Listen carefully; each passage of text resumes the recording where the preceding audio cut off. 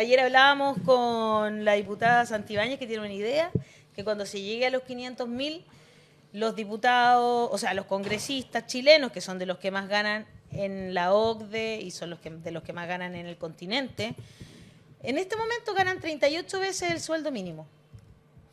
Pero cuando lleguemos a 500.000 en el sueldo mínimo, podrían llegar a no más de 10 sueldos mínimos. Sería bueno eso, ¿no? Que si llegara a eso para no seguir siendo... ¿Me está preguntando inmediatamente? Le estoy preguntando inmediatamente. ¡Ah! Sí, ¿Cuándo va a bajar el sueldo? Y efectivamente, yo no venía preparado para esta pregunta, pero es una idea que yo vengo promoviendo y masticando hace rato, y además que queremos llevar a la práctica también con un proyecto de ley, así que me acabo de desayunar que la diputada Santibáñez también lo ha planteado. Listo, pues. Pero me parece una cosa que es fundamental, porque nosotros analizamos cuando yo era dirigente sindical, oye, el Congreso es el único lugar donde los propios parlamentarios y parlamentarias se fijan el sueldo. O sea, es una cosa impresionante. Eso es un privilegio que no tiene ningún trabajador en Chile. Y yo, bueno, una de las cosas que propongo y que espero que hagamos y que lo llevemos a cabo en un proyecto de ley es que podamos tener una vinculación entre la dieta parlamentaria proporcionalmente al salario mínimo, y que la única vez que suba la dieta parlamentaria sea cuando suba el salario mínimo, a ver si hasta los republicanos de repente terminan votando a favor del salario mínimo, a diferencia de lo que hicieron ayer. Exacto. Pero además hay que reducirlo porque es un exceso. Efectivamente, bajó alrededor de un 30%, la dieta era más alta antes de que llegara yo, y nosotros lo que creemos es que hay que generar un estándar ahí mínimo de conexión con la realidad, porque no se puede legislar desde una burbuja desconectada de los problemas sociales que se supone venimos a solucionar. Interesante, me gusta mucho eso. Bueno, ahí estuvo el presidente Boric también, ¿no? En esa baja del 30%, sí, entiendo. Sí. O sea, originalmente lo planteó... Era de ellos el proyecto, Jackson, ¿no? Boric, y hay que decirlo, quien se opuso tenazmente fue la derecha y parte del centro también. Así es. Hubo varios ahí destemplados con sus declaraciones. Exactamente. Oiga, pero bienvenido, diputado. Muchas gracias por estar aquí en el estudio, como lo hemos tenido varias veces, desde que era dirigente sindical hasta ahora que es diputado, y tenemos cosas muy interesantes que conversar, porque ya lo estaba diciendo usted, ayer republicanos en su conjunto, más algunos de la UDI también, como la mitad y la mitad, diría yo, una cosa así, ¿no? Votaron en contra del sueldo mínimo. Sin embargo, afortunadamente se logró, gracias a que se le llegó a un acuerdo entre, por supuesto, el oficialismo y partidos como Evópoli y RN. ¿Cómo fue esa negociación? Pues estuvo difícil ahí, me imagino. Los independientes a veces se ponen más duros, la DC, pero ¿cómo fue ahí el backstage? Sí, bueno, ahí primero contarle a la gente en la casa que todas estas negociaciones son muy duras, y creo que además en el oficialismo tenemos mucha preocupación, porque a diferencia de lo que uno podría esperar, ya han habido demostraciones de que cuando se quiere simplemente obstruir y ser solo parte de un problema, la oposición no tiene mayor dificultades en hacerlo. Lo definen políticamente, y así lo hicieron con la reforma tributaria, que entre otras cosas nos habría dado un montón de herramientas para seguir avanzando en la discusión de otras problemáticas que son muy profundas, incluida la que hoy día parece que se toma permanentemente en los medios de comunicación, que tiene que ver con la seguridad, porque eso también requiere recursos y también requiere un Estado fortalecido. Y bueno, sin embargo, uno ve todas estas negociaciones con ese temor primero, ¿no? Como, de hecho te lo dice, la derecha siempre se lo dice al Ejecutivo, no le vaya a pasar lo que le pasó en la reforma tributaria, es la amenaza de todos los días. Ahora, es bueno, voy a hablar desde lo simbólico, voy a poner Jodorowsky. Es bueno desde lo simbólico que haya pasado lo de ayer, porque después de lo que pasó con la elección, daba la impresión que acá el Partido Republicano era todopoderoso, iba a colocar las reglas del juego, pero en el Parlamento no son mayoría, y por lo tanto tienen que someterse a otras reglas del juego, y no pueden llevar la batuta simplemente porque ellos quieran. Sí, yo, bueno, a propósito de eso, di una cuña bien dura, y tuve conversaciones con algunos parlamentarios también en términos bien duros, porque lo que ocurrió además es que la derecha, entre comillas, más tradicional, o menos extrema, si queremos ponerle algún apellido, fue endureciendo su discurso. En la Comisión de Trabajo, si bien manifestaron una postura junto con el parlamentario republicano, que no es miembro de la Comisión de Trabajo, pero que participa permanentemente, que es Benjamín Moreno, manifestaron una posición dura, pero se abstuvieron, ¿no? Y incluso el diputado Eduardo Durán, votó a favor, ¿no? Pero después, en la Comisión de Economía, rechazaron, en la Comisión de Hacienda rechazaron. Entonces había un escenario bien complejo el día miércoles como para poder predecir el resultado. La cuña que di yo, que decía que era muy dura, decía, bueno, si hoy día la derecha vota en bloque en contra del salario mínimo, significa que Chile vamos a muerto, ¿no? Finalmente. Es un apéndice republicano. Y claro, y les extendía mis condolencias a Evópoli, RN y la UDI, y fuimos bien duros en esa línea, con, digamos, varias de las intervenciones, porque la verdad que estaba el temor de que efectivamente se vieran subsumidos en la lógica de la extrema derecha. No ocurrió, creo que eso es una buena señal, genera una buena señal en términos de cuánto se va a poder avanzar, pero está de todas maneras el riesgo latente y a medida que vaya avanzando el proceso constituyente, donde efectivamente Republicanos tiene una mayoría, va a ir absorbiendo ciertos espacios también en términos de relato. Yo creo que la reforma de pensiones va a ser uno de los espacios que se va a ver tensionado por aquello. Hassan. Comentarios, Ricardo Pérez Relman en Facebook dice: Andrés Giordano parece a Miguel Tapia de Los Prisioneros. Se lo tengo anotado. ¿Te lo habían dicho alguna vez? No, pero bueno, está bien. Sí, te parece un poco. Look de baterista puede ser. Claro. De baterista sí soy. Sí. ¿usted? Sí. Sí. No sabía. Sí, ¿Y te sí. gusta el Y vamos a hacer rock? el lanzamiento del disco que estoy grabando, lo vamos a hacer acá en La Voz de los que Sobran. Estupendo, po. ¿Banda o solista? Anuncio Archivos, exclusivo. muy ¿Banda o bien. solista? Banda. ¿Cómo se llama? Se llama Motor Inmóvil. Motor en móvil. Sí, banda de rock nacional en español, así que prontamente... Mira, Tiene un aura ahí de Miguel. Ahí está Miguel Tapia. Tapia. Igual Sí, se parece puede- un poco. puede haber algo. Sí, Tal cual. sí. Cuando era más joven Miguel Tapia, eso sí, po. puede Claro. haber algo. Ay, un Cuéntanos- aire. Cuéntanos, ¿quién mató a Marilyn? Los republicanos. Los republicanos. No, me voy de querella ya, están Claro. de moda las querellas por lo que nos dicen prensa. A propósito de los republicanos, ¿cómo estaba el lunes el ambiente en el Congreso? ¿Cómo fue volver después de...? Porque sabíamos que esto podía pasar, pero no sé si al nivel que sucedió, digamos, ¿no? Sí, bueno, evidentemente había un ánimo complejo de abordar, además que la pregunta que todo el mundo, que todo el periodismo, por lo menos el periodismo político del Congreso hacía es, bueno, se mesura el programa del presidente Boric, se renuncia a qué punto, a cómo se avanza, la derecha en el fondo ahora sí que tiene sartén por el mango. Bueno, yo creo que lo del salario mínimo un poco abre, da una señal de que lo que haya ocurrido en términos de un momento electoral no significa que se cambie la correlación de fuerzas del Congreso, que sabemos es compleja igual. No es que la tengamos muy fácil, hoy qué bruto que vamos y sacamos reforma. Claro. Pero efectivamente hay una posibilidad de ir avanzando en cuestiones que son comunes. Y yo creo que por otra cosa que es fundamental y que también ahí sí que hay una prueba de fuego para republicanos, que tienen una mayoría constituyente, que buena parte de esos 3 millones de votantes, yo diría todos sus millones de votantes, en 99%, no son ni de extrema derecha, no son republicanos, no son empresarios, no son parte de la élite, sino que muy por el contrario probablemente sean clase trabajadora igual. Entonces yo les advertí a los republicanos, cuando ustedes voten en contra, van a develar que en realidad votan en contra de las mayorías que les dieron un voto de confianza impugnador, y ahí uno puede hacer un sinnúmero de análisis de por qué se gana una elección constitucional con un discurso sobre la seguridad pública y un montón de cuestiones que no se van a discutir en el Exacto, proceso es que constitucional, es absurdo. pero que obviamente calaron en la subjetividad de las personas que les dieron un voto de confianza, pero además con la extrema astucia de haberse desligado, ¿no?, del malestar que sienten las personas que votaron por ellos, de la responsabilidad que ellos tienen,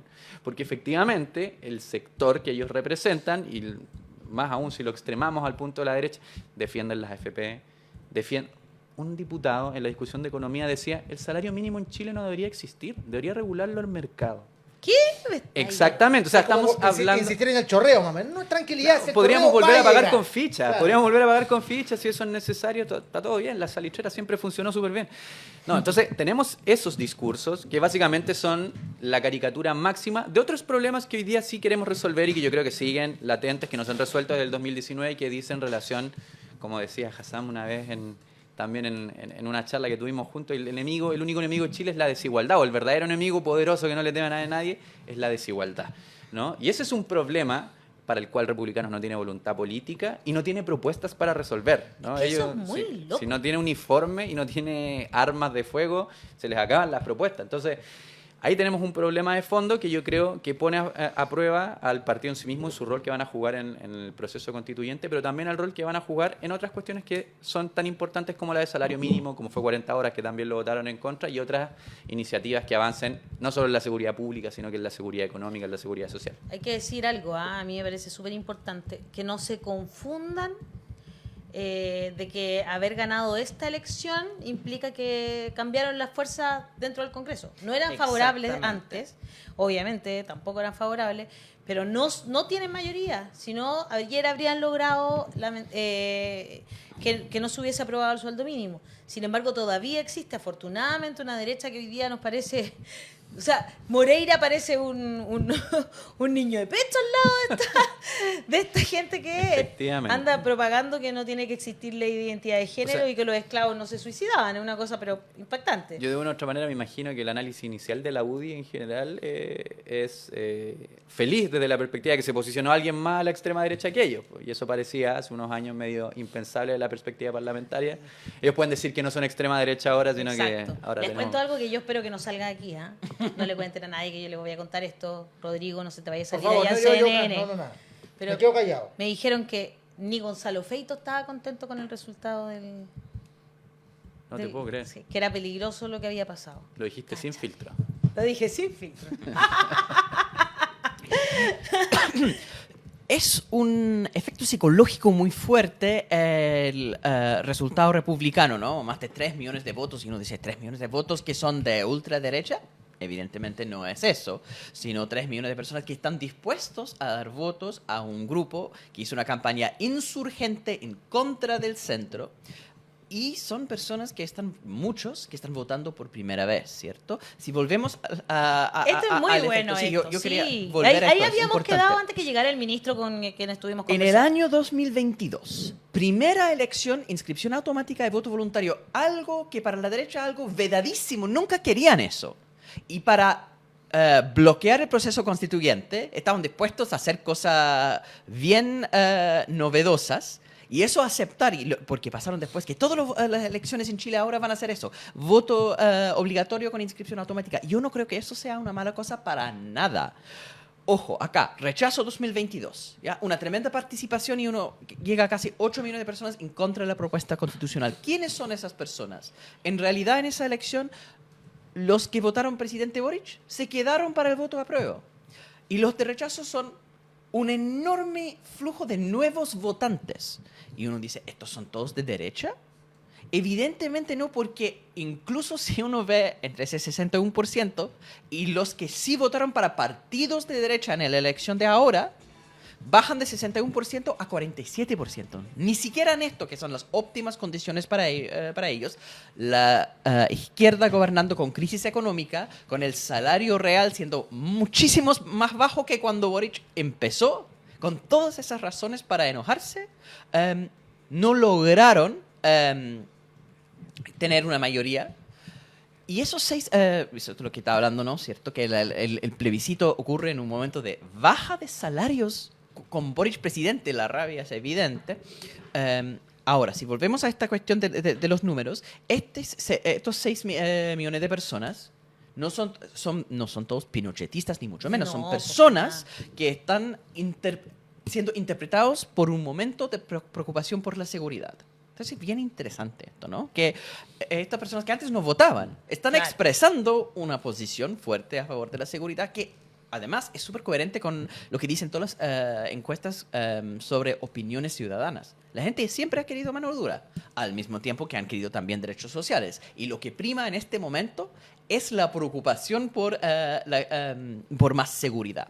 Entonces la pregunta que tengo es que ¿qué hace el, entre comillas, oficialismo o el gran mundo de la izquierda, la centroizquierda, frente a ese desazón? Porque acá la gente lo que está pidiendo es querer precisamente más seguridad. No, esto es la misma cosa, simplemente. Sí, solo quería verlo como ¿cómo se dice? Desagregado, ¿no? Desagregado de los votos y además republicanos. está el 2020, que me pareció interesante, un voto voluntario versus un voto obligatorio. Sí. lo que ocurre acá que es interesante, yo insisto, estamos consolidando un mundo de personas dispuestas a votar para la derecha porque les falta seguridad. Y lo que se busca es otro discurso de seguridad de parte de la izquierda, que es complejo porque la izquierda no es tan cómodo con esos temas. Entonces, y acá no Tiene es otro que existe enfoque, una diría yo. liquidez en el voto, que esas personas son ganables para la izquierda. Hay un porcentaje importante de los nulos y blancos, que son personas que votaron a prueba, en su mayoría, ahora pasan a votar otra vez para la centroizquierda, y si algunos de estos republicanos y de Chile Vamos pasan a la centroizquierda también, es súper ganable las elecciones que vienen. Pero para que pase eso, el voto líquido, que en este momento está siendo impulsado por el temor, tiene que sentir una sensación de seguridad. Y eso es la encrucijada yo creo que están enfrentando ustedes en el Congreso de cómo transmitir esa seguridad. Sí, bueno, varias cosas. Y acá yo creo que aparecen otras caricaturas que ya las hemos conversado en este espacio otras veces, pero hay un afán de protagonismo también desde lo legislativo muy importante, como en todos los temas de contingencia nacional, como si todas las soluciones pasaran a propósito de la labor que puede hacer uno como legislador. Claro. Y eso es algo que uno generalmente lo ve y se reproduce en los matinales, y por eso vimos a todo el arco de la derecha hablando de las soluciones y de los proyectos de ley que había que priorizar, y que con esto se acababan los carabineros muertos, se acababan, qué sé yo, los delitos violentos, con estas penas más duras, con la famosa ley Naín Retamal, ahora sí, efectivamente. Mira, todos los estudios que se presentaron en la materia y todas las opiniones expertas en materia de seguridad nos dijeron, todo lo que ustedes están haciendo es un buen circo de matinal, pero la verdad que el impacto que va a tener es muy bajo, en algunos casos los riesgos que va a levantar son muy altos, pero no van a solucionar el problema. Entonces, ahí viene un segundo factor, que es lo que dices tú, en qué momento la ciudadanía realmente pasa a tener una percepción de seguridad mayor, que es la que te posibilita también pasar a discutir y poner dentro de tus prioridades otros temas tan relevantes como la seguridad social o la económica, que es lo que yo estaba planteando hace un rato atrás.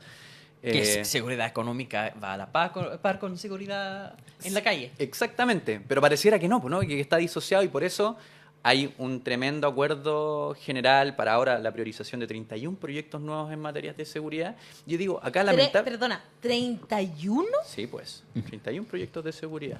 Wow.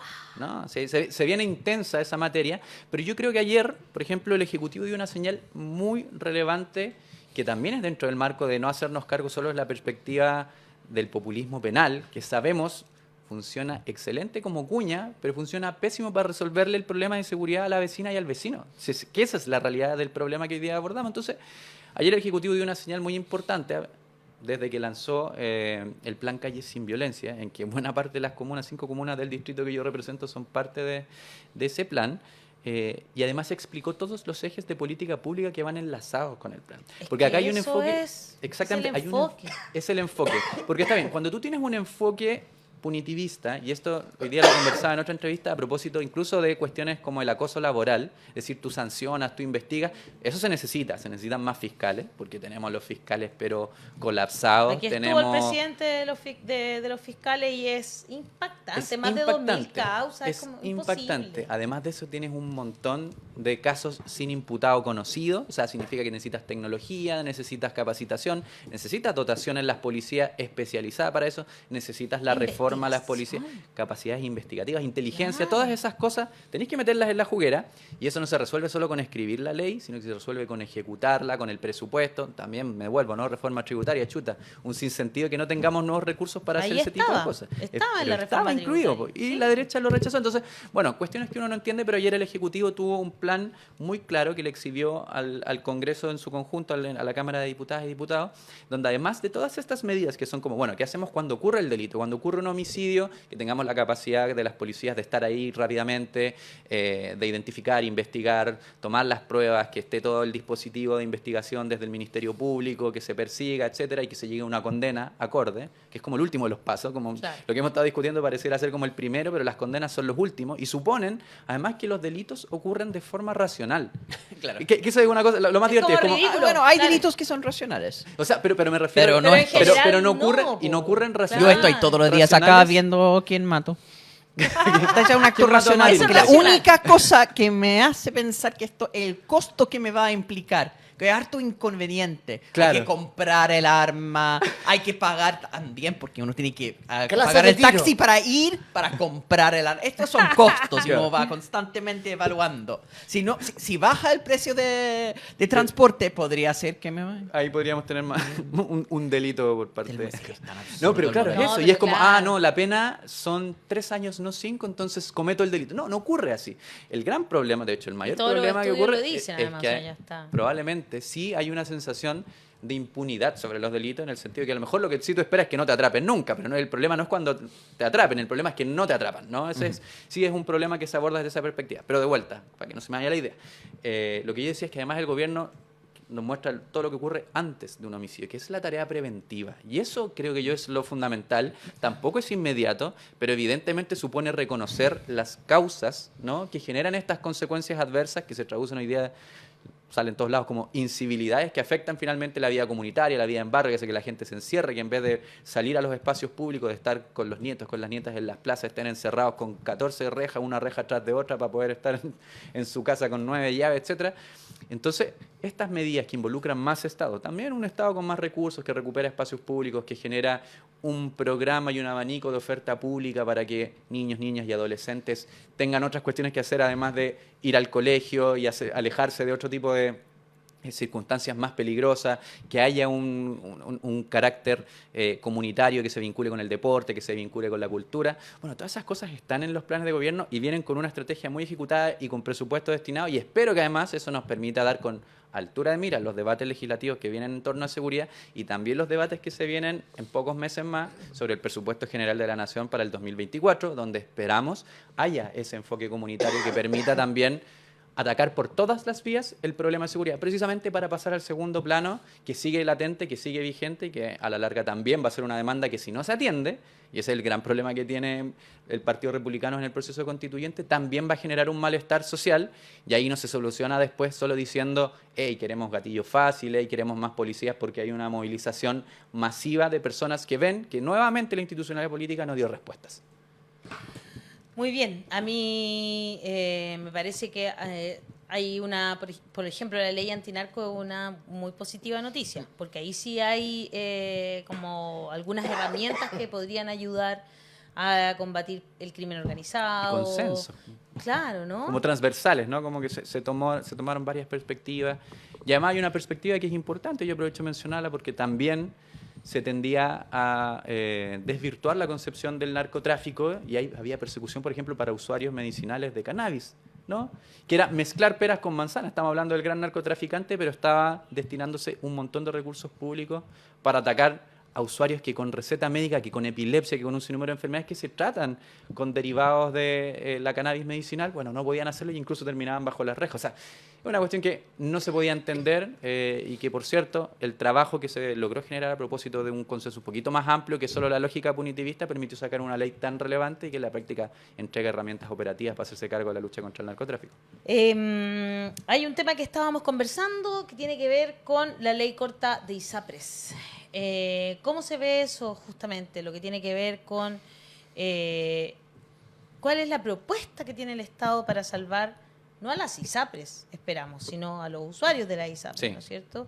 Para que no se vea esto como un salvataje a estas personas que tienen que pagar, ya lo estábamos leyendo, más de 2 billones de pesos a los usuarios, porque se los deben. Sí, es más fácil decir los 1.400 millones de dólares, Claro. para no ver tantos números y tantas cifras, que yo Tanto cuando lo cero, vi eran tanto millones de neurones. millones. No, Claro. es una locura. Y bueno, hay que recordar que esto viene de un fallo de la Corte Suprema, lo que está haciendo el gobierno con un proyecto que, por cierto, todavía no lo hemos revisado en el detalle, no nos ha tocado esa parte del trámite, pero esperamos poder hacerlo, es adaptar ciertas condiciones para que efectivamente se pueda cumplir el fallo. Porque acá lo que de una u otra manera se consigna es que hay un mal funcionamiento por parte del sistema privado de salud, con un sinnúmero de abusos y con un sinnúmero de situaciones que ha sido la Corte Suprema, no ha sido la legislación propiamente tal, que dejó vacíos, dejó abismos Exacto. por ahí donde se colaron estos intereses, que creo que es oportuno decirlo, ocurren cuando los derechos sociales se conciben también como un negocio. Ahí hay un problema de diseño que es parte porque también de la discusión constituyente y es los parte de la socios de discusión la política ISAPRE no social. dejaron de recibir Por sus cierto que no. ganancias. Po. Por cierto que no. Claro. Bueno, y en general, o sea, es cuestión de volver atrás y recordar el debate sobre salud pública, sobre el sistema de salud pública en el periodo constituyente anterior y claro, habían posiciones muy exacerbadas que no daban cuenta de que efectivamente ocurren este tipo de situaciones en el mundo privado con un derecho social que debiese estar garantizado y que lamentablemente quienes terminan pagando el pato, porque no son las ISAPRES las que hoy día están pagando el pato, son los usuarios y usuarias. Entonces el problema que tiene el Estado es que hoy día tiene que arreglarle el tremendo error, por no ocupar una palabra más fuerte, Claro. del sector privado en su usura que puede afectar y colapsar el sistema de salud y la red de Usura atención pública. y mala gestión también. También, porque muy eso importante. ha sido dicho muchas veces acá por De Brot, que es un estudioso, ¿no es cierto?, de la salud pública y privada, y que nos ha dicho, o sea, ellos gastaban 10% solo para poder tener esa gran cantidad de planes que te volaban la perdiz y uno no sabía para dónde iba, ¿no es cierto?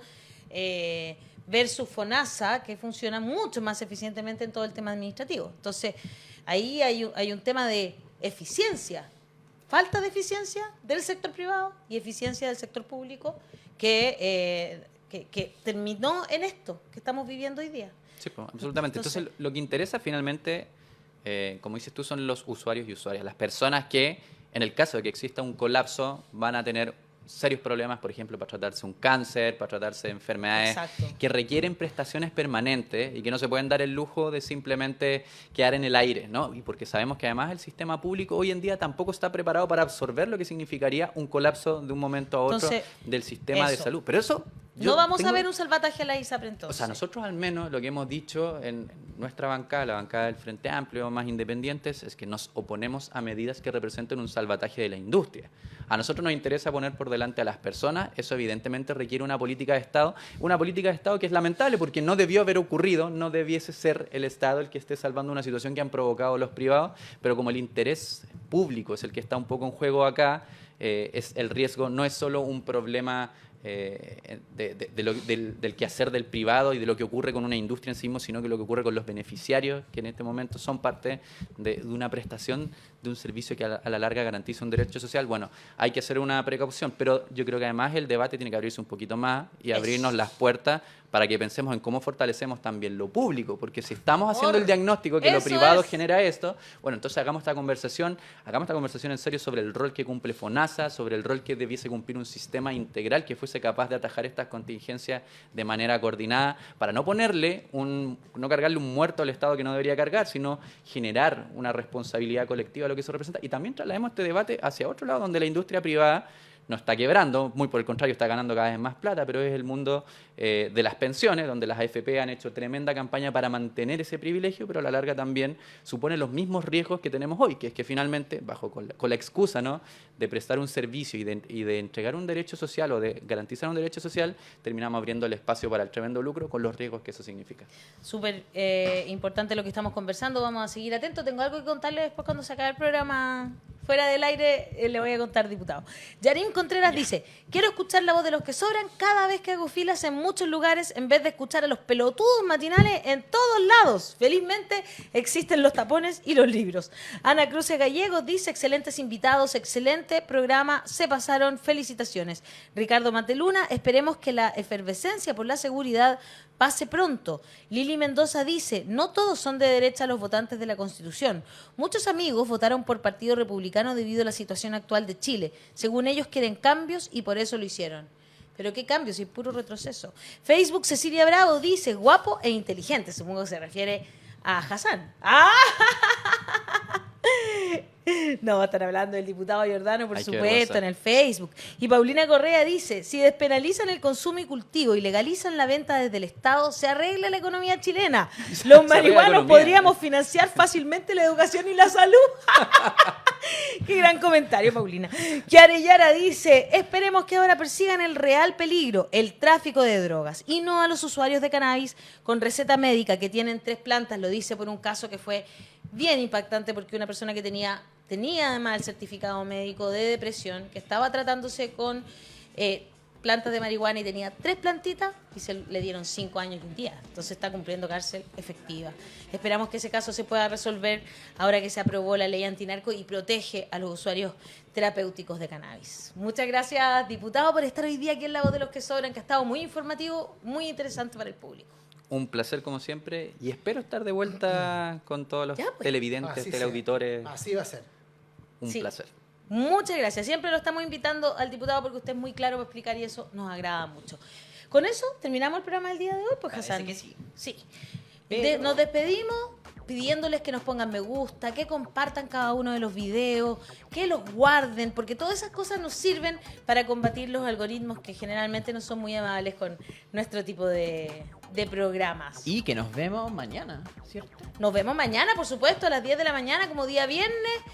Va a estar Jaime Baza ¿Va a mañana. venir finalmente? Sí, Qué bueno. que el otro día no pudo venir porque estaba enfermo, ¿te acuerdas? Exactamente. Pero Buen invitado, ahora va a buen venir. invitado. Buen invitado para que conversemos sobre este proceso que se viene y, por supuesto, la sección Aló Mariseca, que está los viernes aquí ¿Y con tiene Marisela cortina musical Santiago. o no? Oye, hoy vamos a hacer una cata. ¿Te acuerdas que el viernes pasado hicimos cata de vinos? Ahora tenemos cata de cerveza. Vamos a seguir en esto, estamos porque... bien. Y a mí me van a ¿Y la de invitar. Pisco Pero, Sour por supuesto- cuándo? pero, por favor, diputado, si usted quiere venir mañana, tipo 11:45, se viene la cata de cerveza. Pero lo que sí lo vamos a invitar a una fiesta que estamos planificando para celebrar nuestros 3 años. Dicen que cuando las pymes cumplen 3 años ya es como un hito, ¿no? No conozco los Ay, rituales de todos los las años pequeñas y son, medianas los empresas, meses pero- son hitos, yo creo. Cada 30 días un hito. Aquí cada 30 días bonito y no es chiste. Sobrevivir a las elecciones, sobrevivir a la situación económica del país no ha sido fácil. ¿Para qué vamos a hablar sobre los ataques de la ultraderecha? Pero bueno, ya. Tenemos que estamos aprovechar de sobre- celebrar porque a lo mejor con la próxima constitución vamos a estar prohibidos, todos los que estamos acá. así que- Claro. Yo voy a tener que volverme a la casa rápidamente sí, con la próxima constitución. Mi marido ya me está molestando. ¿Qué hago yo aquí trabajando? Que ¿Sí? me vaya a la casa, arregladita, Claro. a esperarlo. Oye, ya me comprometo para la celebración de los 3 Muy años. bien. Eso, Ahí por estaremos. favor, diputado. Ahí sí que lo vamos a esperar. Porque vamos a tener artistas, van a estar a ver pymes, vamos a estar Humoristas, stand-up comedy conversando, vamos a tener. stand-up comedy, de todo. Vamos a tener de un cuanto hay, pero lo importante es que lo pasemos bien. Listo, pues. Quedamos todos listos y dispuestos para encontrarnos mañana nuevamente a las 10 de la mañana. Que estén muy bien. Un abrazo. Chau, chau. Chau. Únete a la resistencia.